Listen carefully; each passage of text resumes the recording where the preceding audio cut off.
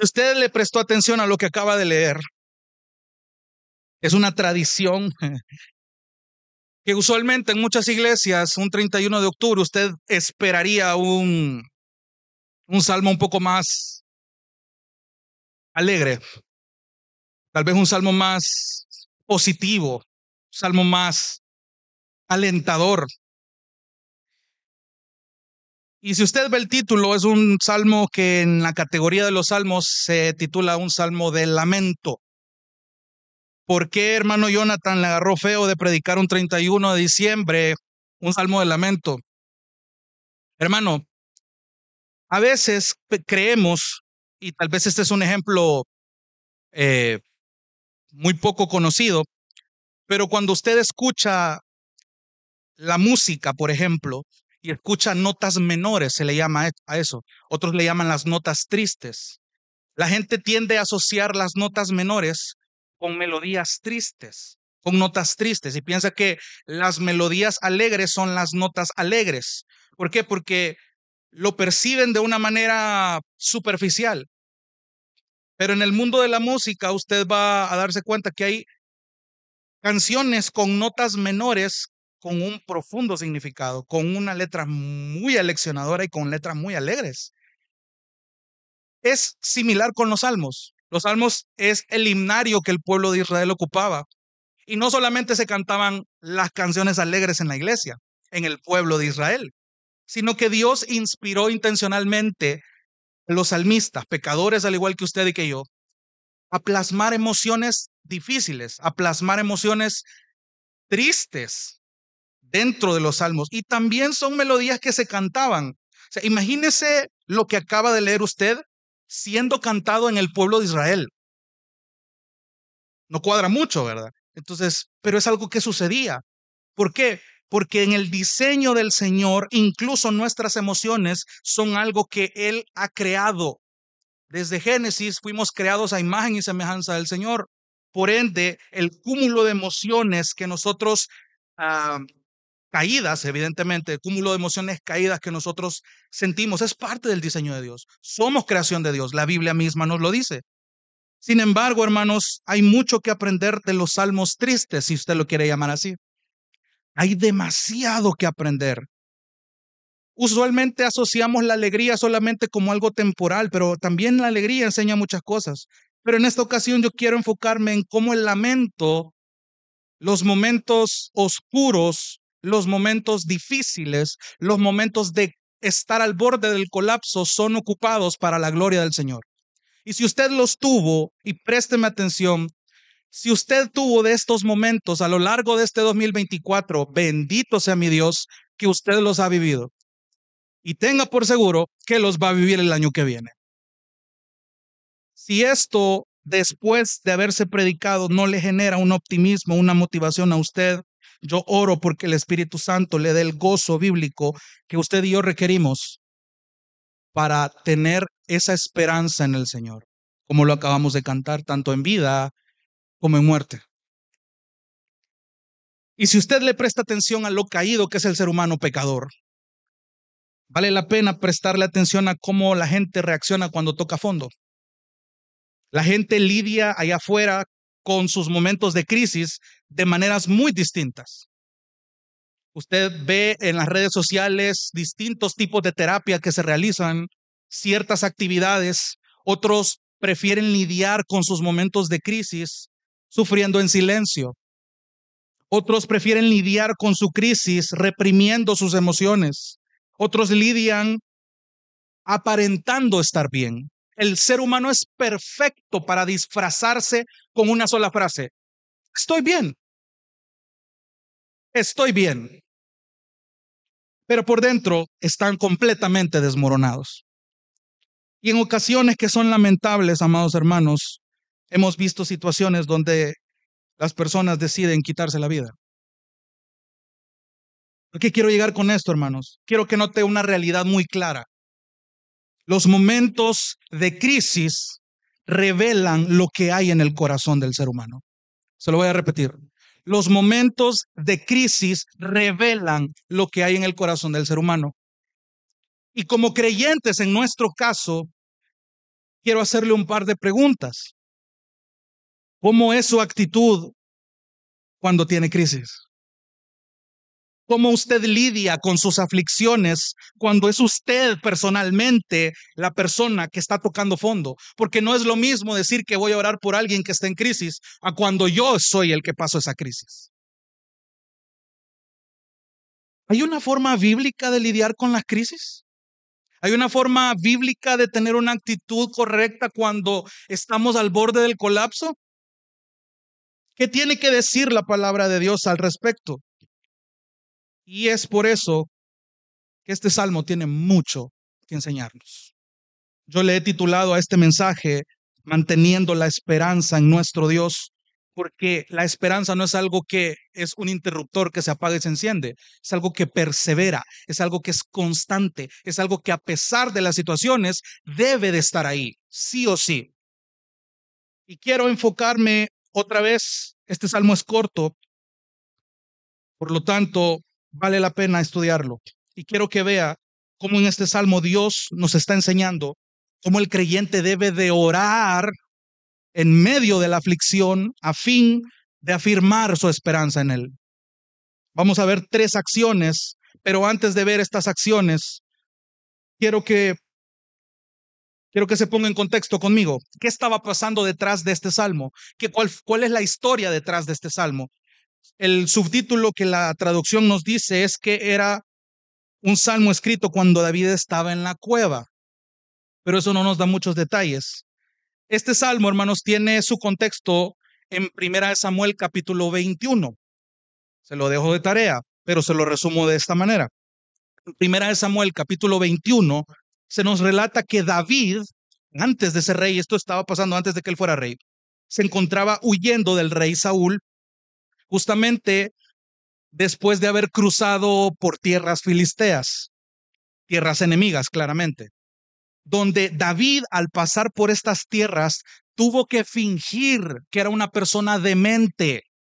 La palabra describe que él dejaba caer su saliva por su barba para que la gente creyera que él estaba loco. Y evidentemente David resultó ser un buen actor. Pero es interesante el método que él eligió para tratar de sobrevivir. Ser una persona demente para pasar desapercibido. Y si usted llega al capítulo 22, versículo 1 de 1 de Samuel, se nos dice que de manera más específica, él logró llegar de esa tierra filistea hacia una cueva llamada Adulam. No se menciona cuánto tiempo David estuvo en esa cueva, pero evidentemente David no se encontraba en su mejor momento, sino todo lo contrario. Venía tratando de resolver, y eso lo ven ustedes en los capítulos anteriores, él viene tratando de resolver la situación a su manera, y para ese momento, para David, todo estaba tornándose cada vez peor. Estaba al borde del colapso, era un momento de crisis que no estaba mejorando. En otras palabras, para ese punto David había tocado fondo. El Salmo 142 entonces es un reflejo de lo que pasaba por el interior de David en ese momento de su vida. Los comentaristas de hecho afirman que el Salmo capítulo 57 también hace referencia a esta misma ocasión en la cueva. Y es más curioso notar, si usted ve los capítulos 141 y 140, el anterior que está, porque los salmos anteriores y el salmo después, que es el Salmo 143, también hacen alusión a una situación similar. Muchos creen que del Salmo 140 al 143, la misma plegaria, súplica, lamento viene del parte del mismo momento de la historia de David. Hay muchas palabras similares, hay muchas expresiones similares que apuntan a la misma situación. Entonces, quiero que note qué fue lo que David hizo en medio de su crisis, y eso nos lleva a la primera acción que nos enseña cómo orar en medio de la aflicción, y es reconociendo nuestra necesidad de buscar al Señor. Reconociendo nuestra necesidad de buscar al Señor. Versículo 1. Dice, clamo al Señor con mi voz suplico al Señor. Delante de Él expongo mi queja, en su presencia manifiesto mi angustia.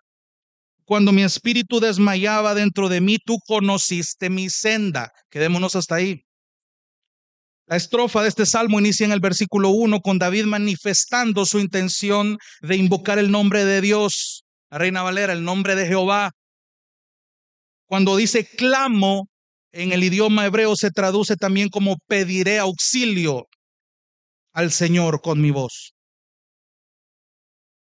Él estaba apelando a la misericordia del mismo Dios, quien lo escogió de entre todos sus hermanos para ser ungido como rey, aunque para ese momento de la historia él todavía no era rey, no había ascendido como tal.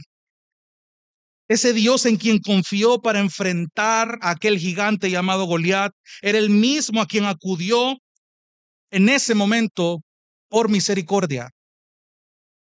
David sabía muy bien que no tenía a nadie más a quien acudir.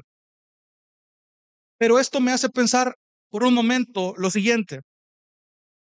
¿Qué tan bajo tuvo que haber caído David que solo hasta que cayó en cuenta que se encontraba en una cueva huyendo por su vida, pudo recordar a quien tuvo que haber acudido desde un inicio? Si usted lo medita bien, esto es triste, porque tuvo que llegar hasta ese límite, hasta ese tope en el buen salvadoreño, para reconocer que él debía acudir a Dios. Luego sigue diciendo en el versículo 2 hasta la primera parte del versículo 3 que su intención más específica no es solo apelar por misericordia, sino presentar una queja. Mire de cuántas maneras él dice, clamo al Señor con mi voz. Segunda manera, con mi voz suplico al Señor. Tercera manera, delante de Él expongo mi queja. Cuarta manera, en su presencia manifiesto mi angustia. Era claro lo que David quería hacer en ese momento. Lo está diciendo de 4 maneras diferentes. Esa era su intención, presentar su queja, su angustia. La traducción literal del hebreo de esta parte es, derramaré delante de Él mi preocupación, mi peligro delante de Él anunciaré. ¿Cuál es el sentir de David en este punto? Si usted le presta atención, David aquí está agotado. Y me atrevo a decir, hermanos y hermanas, que físicamente este hombre estaba cansado de huir, estaba cansado de correr, de fingir, cansado, hastiado, con su respiración agitada. Pero incluso más allá de lo físico, el énfasis en el texto nos dice que su principal agotamiento era espiritual. Cuando usted lee, mi espíritu desmayaba dentro de mí, en el versículo 3, la Reina Valera dice, mi espíritu se angustiaba dentro de mí. Poéticamente, David está comunicando que su aliento desfallecía, su interior estaba, pero tan débil que pudo llegar al nivel de perder la conciencia porque no tenía fuerzas. Esa es la raíz de esa expresión. Ese es el sentido. Pero ¿sabe qué? En medio de todo eso, David no pasa por alto quién era el Dios a quien se estaba dirigiendo. Él reconoce en la segunda parte del versículo 3, tú conociste mi senda. Tú conociste, a pesar de que yo vengo aquí a presentar mi queja, mi lamento, mi angustia, quiero externarte esto, Señor. Tú conoces. ¿Qué nos está queriendo decir David con esa expresión?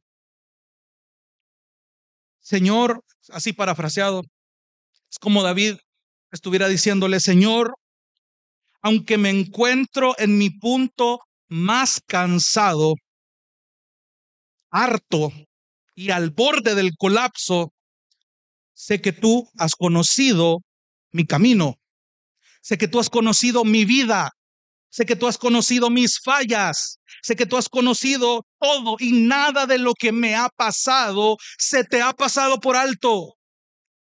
Eso es lo que David está diciendo al decir, tú conociste mi senda. Y eso, hermanos, es reconocer que necesito buscar al Señor. Porque al reconocer esto, yo puedo ver la bondad del Señor. Yo puedo ver la soberanía del Señor. Tú conociste mi senda cuando mi espíritu desmayaba dentro de mí. Tú conociste mi senda. Hermanos, es increíble que para que nosotros reconozcamos nuestra necesidad del Señor, tenemos que estar en angustia.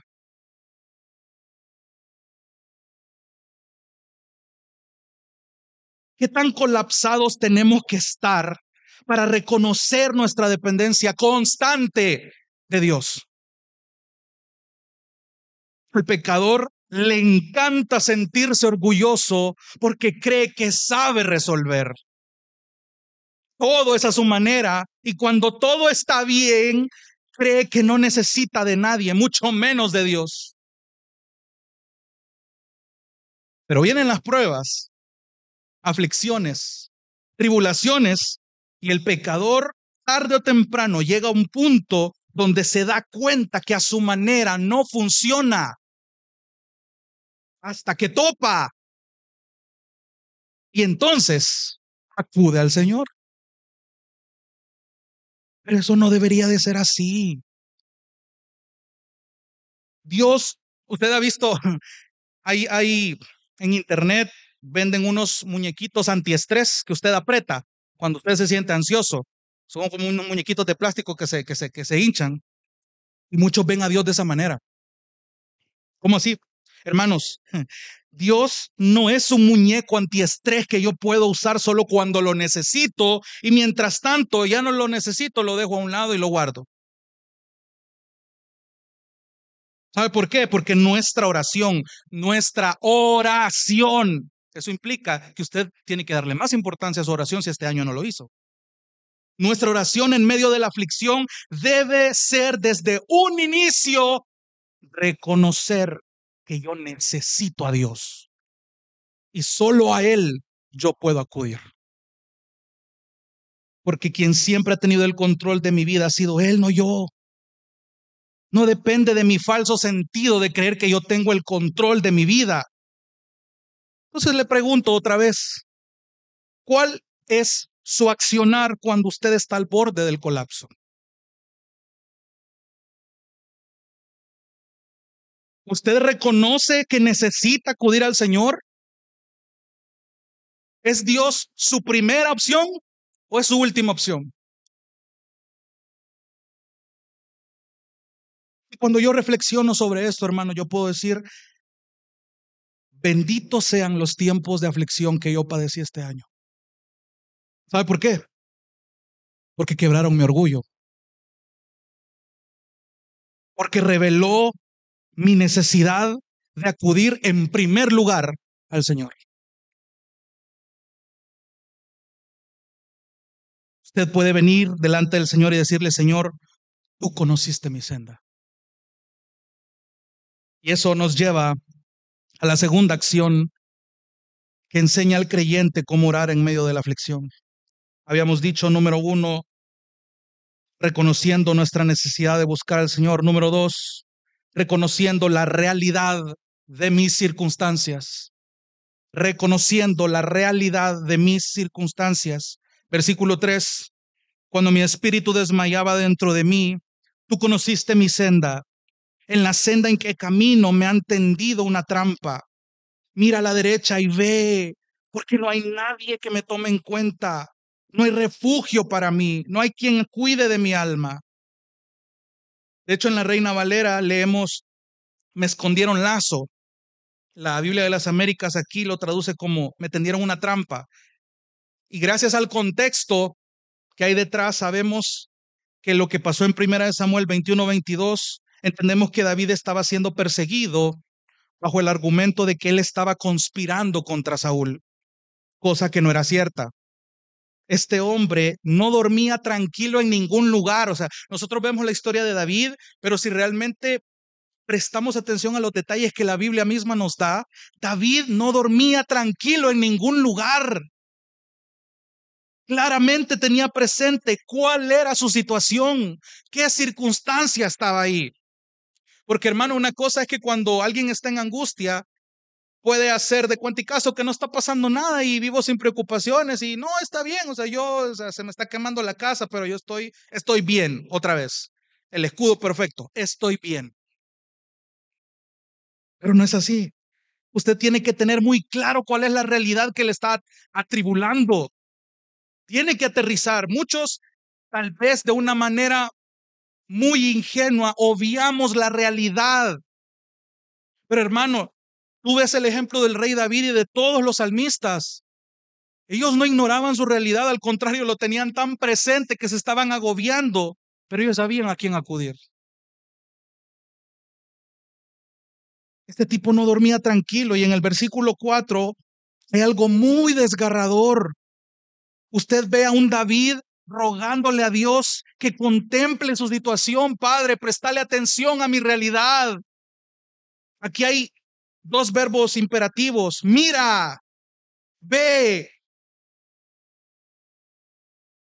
Ahora, quiero aclarar algo. Estos imperativos, no son mandatos.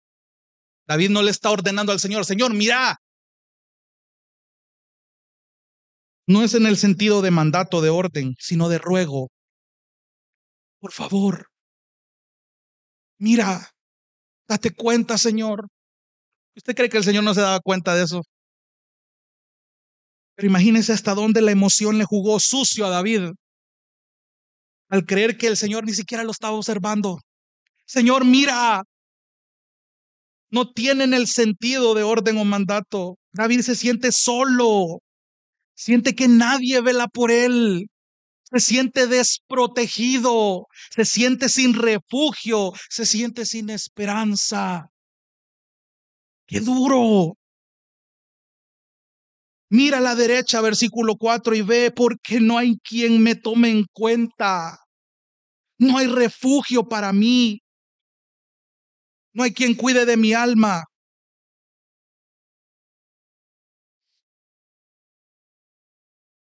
¿Se ha sentido así alguna vez usted?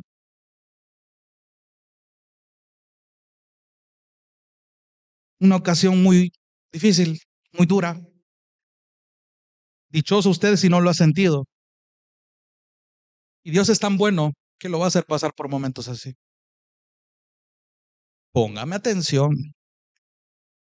Es muy probable que en este 2025 yo lo que le puedo prometer con certeza es que le vienen pruebas. Que probablemente vengan momentos donde usted se sienta como David. Pero le tengo una buena noticia. Ahí no acaba el salmo. Pero otra vez,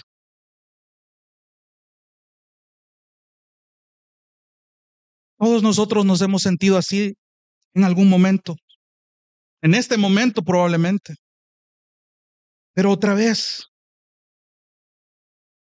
muchas veces nos hemos sentido solos, cansados, hastiados, frustrados. Esa es nuestra realidad. Y cuando su realidad es esa, mi pregunta es, ¿usted ora? ¿Usted ora realmente cuando sus circunstancias son esas? ¿Reconoce usted que la realidad de su circunstancia debe inclinarle a buscar al Señor? Porque muchos optan por alejarse, hermano, ese es el peor error que tú puedes hacer.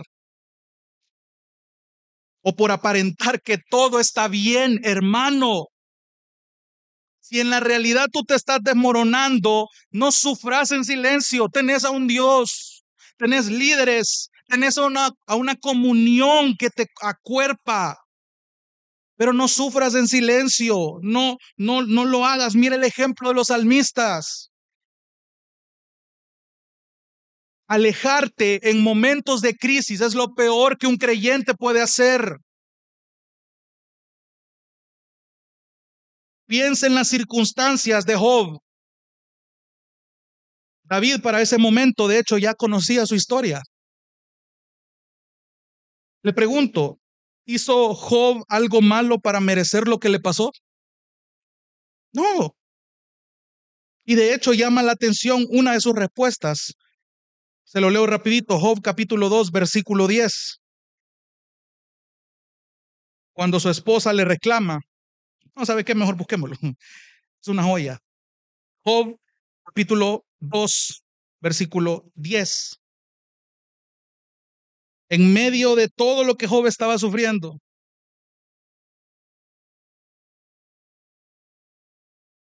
versículo 9.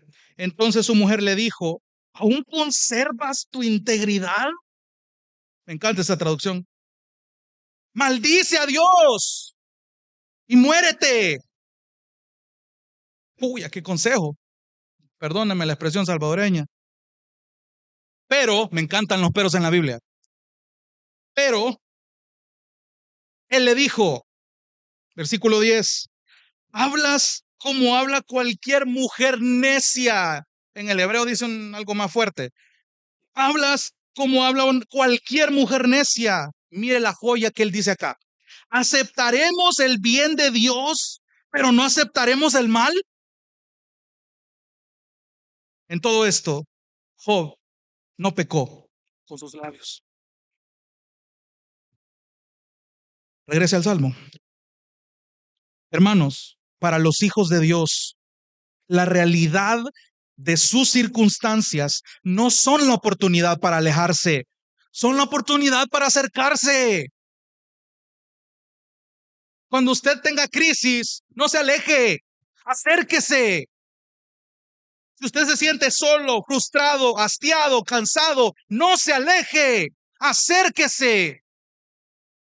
La Biblia se lo está diciendo de muchas maneras. ¿Usted va a aceptar de Dios solo el bien? ¿Su orgullo va a aceptar solo del Señor cuando le pasen cosas buenas? ¿O también va a aceptar cuando el Señor aplique su corrección a su vida? Santificación en medio de las pruebas, hermano, no hay de otra. Qué bonito fuera si la solución para nuestra santificación fuera de otra manera. Pero tanto Pedro, Pablo, Santiago se ponen de acuerdo en que la prueba produce paciencia, esperanza. No hay de otra. Perdóname, hermano, pero esa es la realidad del Evangelio. Y bendita realidad, porque aquí estás tú. Después de básicamente 365 días donde Dios te ha sostenido.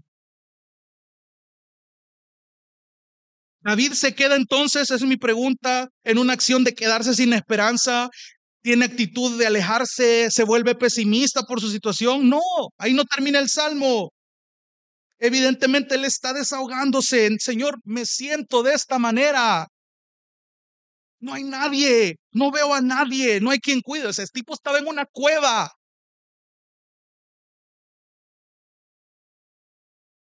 Ve el versículo 5. A ti he clamado, Señor. Dije, tú eres mi refugio, mi porción en la tierra de los vivientes. Tercera acción para enseñarnos cómo orar en medio de la aflicción, reconocer la fidelidad de Dios. Reconocer la fidelidad de Dios. Aquí hay otro clamor, versículo 5. Pero esta vez, si usted lo nota, hay una declaración de confianza. David parece recobrar el aliento que le hacía falta al reconocer en quién estaba su esperanza. En el versículo 5, el salmista no está diciendo cuando dice, tú eres mi porción en la tierra de los vivientes. David no está diciendo que Dios es literalmente para él un trozo de tierra. Présteme atención un momento. Para el israelita que estaba leyendo esto y en el contexto de Israel, cuando usted lee en el Antiguo Testamento, la palabra porción se está refiriendo de una herencia, algo que representaba seguridad de un sustento futuro. Es decir, de manera poética, David no solo está diciendo que el Señor es su esperanza, sino también su seguridad, no solo en su presente, sino también en su futuro.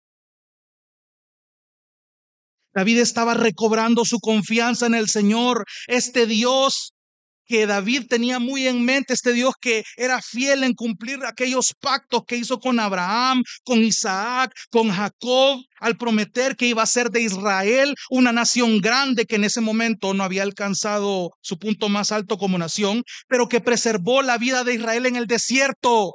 Tenía el testimonio de la ley, de las palabras de Moisés, que en medio de todo ese desierto Dios prometió hacer de esta nación una nación grande. David tenía esa promesa ahí.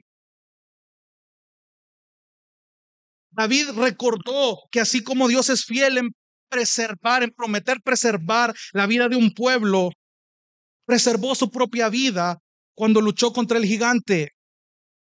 Y ahora, en ese momento de la historia, estaba preservando su vida de Saúl. Porque de este hombre, de la descendencia de David, sabemos que iba a venir el linaje del Mesías. Dios mostró una enorme fidelidad al guardar la vida de David. Y no solo en esa ocasión, hermano, David rozó la muerte en tantas ocasiones que claramente pudieron haber sido su última ocasión. Pero Dios fue fiel en mantener, en preservar la vida de este pecador. ¿Por qué? Porque era parte del plan. No solo se enfocó en el tomo del sufrimiento de David, esto era parte de algo más grande, de un plan divino, de la soberanía y fidelidad del Señor. Cuando tú ves tu vida a la luz de ese plan maravilloso, cualquier sufrimiento es parte del plan.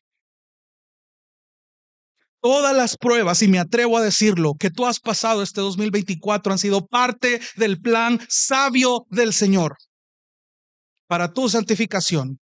Y Él ha permitido que incluso los fracasos por tu propio pecado le hayan traído gloria a Él. Solo Dios puede hacer eso. Solo Dios y su fidelidad pueden hacer eso.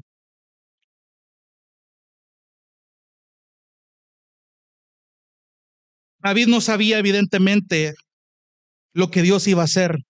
El pacto tan maravilloso sucede más adelante que Dios hace con David. Pero es interesante evaluar el clamor que él tenía en este punto, versículo 6. Atiende a mi clamor, porque estoy muy abatido. O sea, se da cuenta el juego de emociones. Señor, me siento así, pero confío en ti. Pero me siento así, pero confío en ti. Pero me siento así, pero confío en ti. Es natural, es un ser humano, es un pecador que estaba lidiando con sus emociones, pero sabía a quién debía acudir en primera instancia, cosa que él no lo estaba haciendo, pero cayó en cuenta que debía hacerlo. Más identificado yo no me pude sentir con él. El versículo 6 aquí es clave porque estoy muy abatido. Está detallándonos la razón de su angustia, porque se estaba viendo amenazado por una multitud de hombres que buscaban matarlo. Versículo 6, estoy muy abatido. Líbrame de los que me persiguen, porque son más fuertes que yo. El muchacho de buena apariencia que mató a un gigante estaba sintiéndose débil. Un hombre que mató a un gigante estaba temiendo por hombres pecadores, hombres que él pudo con sus estrategias haberlos asesinado. Pero a este punto él ya no aguantaba. Señor, líbrame, ellos son más fuertes que yo. Y qué rápido se le olvidó de quién fue su respaldo para vencer a un gigante. Señor, son más fuertes que yo.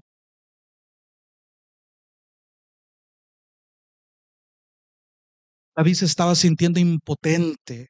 Se dio cuenta de su incapacidad. Y hermanos, cuánta falta nos hace reconocer que somos débiles, incapaces, limitados.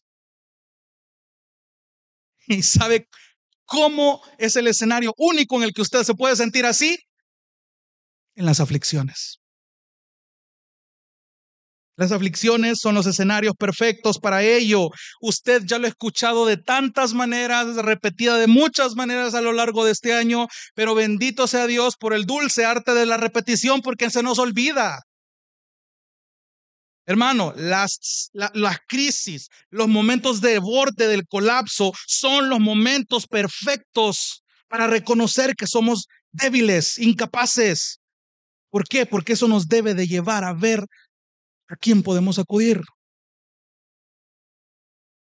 Porque cuando yo veo lo débil que soy y me acerco a Dios en oración, me doy cuenta por lo que la palabra me dice, lo fuerte, capaz, ilimitado y grandioso que es nuestro Dios. No hay cosa más hermosa que el Señor esté siendo glorificado en la imperfección nuestra. ¿Sabe quién supo esto muy bien? Pablo. Texto más conocido, 2 Corintios 12, del 9 al 10. Pablo pidió 3 veces que le quitaran el aguijón de la carne. ¿Cuál fue la respuesta del Señor? Bástate mi gracia, porque mi poder se perfecciona en la debilidad, no en tu debilidad, porque muchos podrían decir, pero es que eso fue exclusivo para Pablo, para mí no. Pero él dijo, en la debilidad, esta debilidad no solo iba a estar presente en Pablo. El ser humano que está siendo santificado por el Señor tiene que bastarle la gracia del Señor.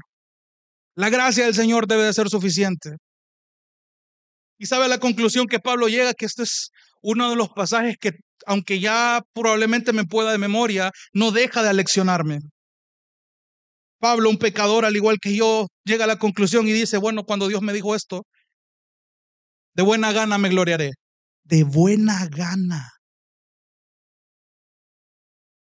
Que el Señor me diga que no, no me hace tan feliz que digamos.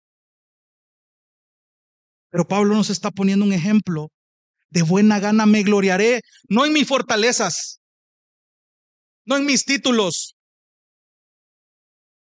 no en mis dones. Me gloriaré en mis debilidades. ¿Para qué? Para que repose sobre mí el poder, la capacidad de Cristo, que es su espíritu. Por lo cual, y esto me encanta, por lo cual, dice Pablo, en 2 Corintios 12:10, por amor a Cristo, no por amor a mí, no por amor a lo que va a decir la gente, por amor a Cristo, me gozo. Y esa palabra, grábeselo bien este 2025. Me gozo en las debilidades, me gozo en afrentas. ¿Sabe lo que quiere decir afrentas? Vergüenzas, ofensas, injurias, desprecios. Ahí debe gozarse usted y yo. Me gozo en necesidades. Me gozo en persecuciones. Me gozo en angustias. Porque cuando soy débil, entonces soy fuerte. Filipenses 4:4. Pablo, estando preso, le dice a los de Filipos, regocijaos en el Señor siempre. Otra vez lo diré, regocijaos.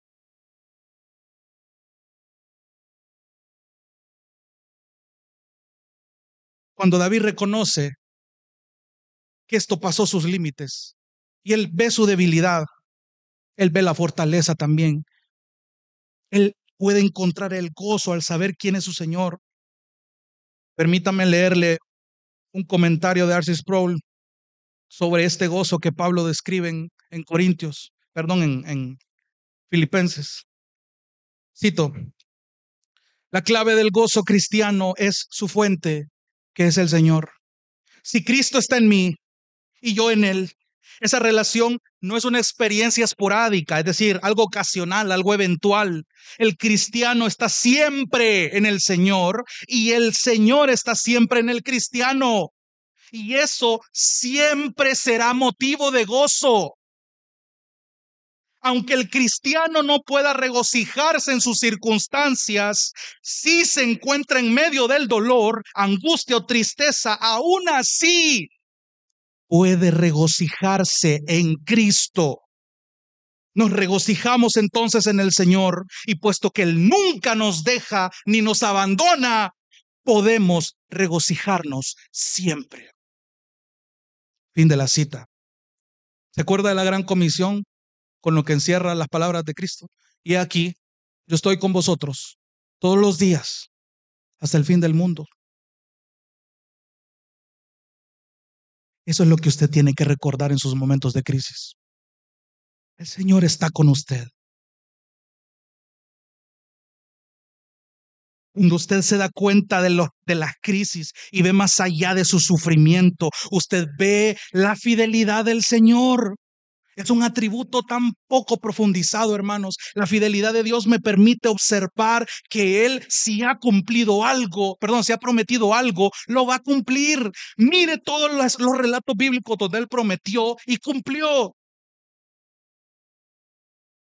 Él prometió esto, Él lo cumplió. Él prometió esto, Él lo cumplió. En el Nuevo Testamento Él promete que va a estar con nosotros todos los días, y usted se siente solo. ¿Quién es el que ha fallado ahí, el Señor o usted? Si el Señor es fiel y entendemos el atributo de su fidelidad, el Señor jamás va a fallar. Un teólogo llamado Arthur Pink comenta lo siguiente referente a la fidelidad del Señor. Dios se siente muy honrado cuando sus hijos, estando bajo prueba y castigo, tienen buenos pensamientos sobre Él. Vindicados en la sabiduría divina y la justicia, entonces el creyente reconoce su amor en medio de sus mismas reprensiones. Si retenemos esta bendita verdad, vamos a engendrar una confianza cada vez mayor en Dios. Fin de la cita. Quiero llevarlo a un texto que a mí me quebrantó un montón en este estudio. Primera de Pedro, capítulo 4. Hermanos, otra vez, acuérdese de mis palabras, y bendito Dios por esta declaración. Vienen pruebas para el otro año. Probablemente vengan momentos de crisis. No, no es un capricho de Jonathan.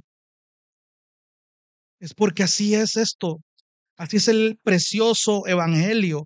Y esto no se lo digo para desinflarlo ni que se vaya completamente desanimado de aquí, sino que vea lo que la palabra le está diciendo en medio de eso. Primera de Pedro, capítulo 4, versículo 12. Solo mire el subtítulo. Amados, dice Pedro, no se sorprendan del fuego de prueba que en medio de ustedes ha venido para probarlos, como si alguna cosa extraña les estuviera aconteciendo. Antes bien, en la medida en que comparten los padecimientos de Cristo, ¿qué? Regocíjense. ¿Para qué? Para que también en la revelación de su gloria se regocijen con gran alegría. Si ustedes son insultados por el nombre de Cristo, dichosos son, pues el Espíritu de gloria y de Dios reposa sobre ustedes. Similar a lo que Pablo estaba diciendo en Corintios. Ciertamente por ellos Él es blasfemado, pero por ustedes es glorificado. Hermano, no pierdas de vista que en medio de tu crisis Dios está siendo glorificado. Que de ninguna manera, versículo 15, sufra alguien de ustedes como asesino o ladrón o malhechor o por entrometido. Versículo 16, pero si alguien sufre como cristiano, que no se avergüence, sino que como tal que glorifique a Dios. Porque es tiempo de que el juicio comience por la casa de Dios. Y si comienza por nosotros primero, ¿cuál será el fin de los que no obedecen al evangelio de Dios? Y si el justo con dificultad se salva, ¿qué será del impío y del pecador? Así que los que sufren conforme a ¿qué? Por favor, hermano, resalta ese versículo la próxima vez que tú no entiendas que la voluntad de Dios sea de esta manera en tu vida. Versículo 19 te está recordando que los que sufren conforme a la voluntad de Dios encomienden sus almas al creador. ¿De qué? Al creador fiel, fiel, fiel creador haciendo el bien. Mira la acción final. La Biblia no te está llamando a que solamente llores, solamente te lamentes, claro, es parte del sufrimiento, sino que te manda a que si tú estás sufriendo conforme a la voluntad de Dios, tú encomendes tus almas, lo que David estaba haciendo, acércate al Señor y mantente haciendo el bien. Y muchos no lo hacemos, incluyendo a su servidor, en medio del sufrimiento, en lugar de estar deprimidos, en lugar de estar estáticos, acerquémonos y vemos cómo edificamos al pueblo, cómo edificamos al evangelio, cómo le aportamos a la gran comisión, porque en medio de eso yo estoy dirigiendo todo este peso emocional a la verdad que la Biblia me dice. Entonces mi lamento se convierte en gozo. Reconozco la realidad de mis circunstancias, que no estoy bien, pero de eso no depende mi gozo, porque mi esperanza no está en las pruebas, mi esperanza no está en las circunstancias, mi esperanza está en la realidad de que Cristo está en control de mi vida. ¿Y sabes qué es lo maravilloso? Y por cuestiones de tiempo voy rápido ya. Hay algo que a mí siempre me motiva y lo platicaba con alguien hace poco. Tendemos a pensar que cuando nos sentimos tristes, desesperados, nadie nos entiende. ¿Sabes lo que la Biblia me recuerda a mí? Que cuando Jesús ascendió y nos dejó a su Espíritu Santo como el que nos consuela, Él ahora está intercediendo por nosotros. Hebreos nos dice que Él cumple una función de sumo sacerdote perfecto que entiende nuestras debilidades. ¿Te sentís triste, hermano? ¿Tú crees que Jesús no se sintió triste? ¿Te sentís traicionado, hermano? ¿Tú crees que Jesús no se sintió traicionado? ¿Te sentís en crisis, hermano, al borde del colapso? ¿Tú crees que Jesús no sintió lo mismo? Nadie sufrió como Cristo. Tu prueba y la mía, a la par del martirio de Cristo, no es un pedazo de polvo. Y muchos quieren abandonar al Señor por pruebas del tamaño de un grano de arena comparados a la prueba que Cristo sufrió. ¿Y sabes cuál es la mayor joya? Que Él lo entiende. Él entiende esos momentos donde yo me encierro, derramo lágrimas, cuestiono incluso su voluntad, y aún en medio de ese atrevimiento, Él con amor me recuerda que esto es parte del plan. Puedo confiar en Él. No estoy en mi mejor momento en este momento, pero para la gloria bendita de mi Padre Celestial, estoy sostenido hasta este momento por Él.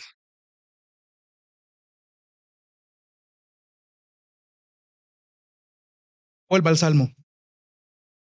David reconocía que sin Dios no era nada.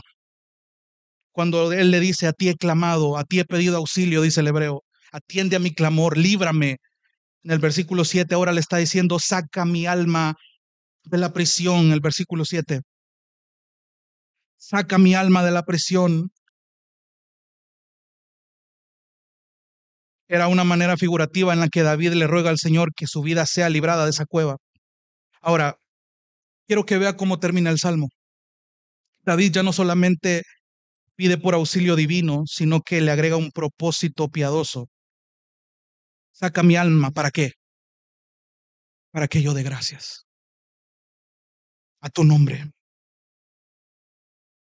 David ya no solamente está pidiendo que se solucione su problema, porque él entendía que si Dios lo libraba de esa situación, no era por mérito de David, era por la fidelidad del Señor.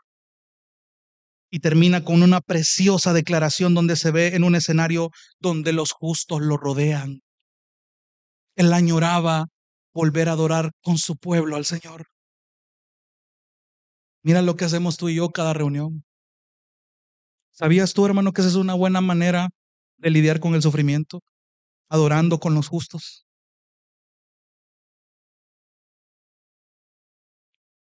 porque tú me colmarás de bendiciones. Aquí no está hablando de prosperidad material. La bendición mayor para ese momento, para David en el contexto, era que el Señor lo iba a guardar, el Señor lo iba a preservar. Y esta fue una de tantas donde David fue preservado de su vida. Hermanos, si usted y yo estamos atravesando momentos donde usted ha tocado fondo, no olvide, por favor, la fidelidad del Señor. Esa misma fidelidad que hace que nuestro Dios no cambie, que sea inmutable, que el mismo Dios que guardó a David en este salmo es el mismo que está en sus momentos más duros, en sus momentos más oscuros. Hoy está con nosotros. Piensa en la generación que leyó este salmo. Para este momento de la historia, eran personas que venían totalmente desanimadas de un largo cautiverio en Babilonia. Venían sin esperanza, venían resignadas a una ciudad en ruinas sin saber que incluso en su momento más oscuro era parte de un plan que garantizaba que Dios iba a seguir cumpliendo sus promesas. Segunda de Timoteo 2:13 dice, si fuéramos infieles, Él permanece fiel. Estas tres acciones no las olvide, por favor. Son su tarea para este 2025. Número uno, reconozca su necesidad de buscar al Señor. Número dos, reconozca la realidad de sus circunstancias. Y número tres, reconozca la fidelidad de su Señor. Hermanos, otra vez, recuerde a Cristo, recuerde la cruz. Si hay alguien que supo cómo orar y clamar en medio de su momento más difícil, fue Jesucristo. La Biblia nos dice que separados de Él no podemos hacer nada. Tenemos el mejor ejemplo en Él. Por ello les animo a que cuando inevitablemente lleguen estos días de cueva, no mire a su alrededor, no preste atención a sus circunstancias en ese sentido, no se aleje, sino que en medio de ello usted reconozca la fidelidad de un Dios tan maravilloso que va a preservar su vida según su voluntad hasta el final. Que estos días de cueva que le vienen preparados para este 2025, lo único que provoquen y logren sea reafirmar y hacer mucho más fuerte su esperanza en el Señor. Porque sabemos que a los que amamos a Dios, todas las cosas les ayudan a bien. Y esto es a los que conforme a su propósito son llamados. Quiero terminar con otra vez una cita de R.C. Sproul. Presta atención. Cada cristiano debe manifestar todo el fruto del Espíritu, es su responsabilidad. Y mientras más crecemos en la gracia, mientras más progresamos en nuestra santificación, más bondadosos deberíamos ser, más pacientes deberíamos ser, más fieles deberíamos ser y desde luego más gozosos deberíamos ser. En palabras simples, esto significa que la vida cristiana no debe estar marcada por la antipatía o una actitud amargada. Todos, todos, todos tenemos días malos. Todos tenemos días malos. Pero la característica básica de una personalidad cristiana debe ser el gozo. Los cristianos deberíamos ser entonces las personas más gozosas del mundo porque tenemos mucho por qué gozarnos. Vea la fidelidad del Señor en este 2024. Vea sus momentos de crisis de este año, los recientes, los pasados. Mire lo débil que usted es.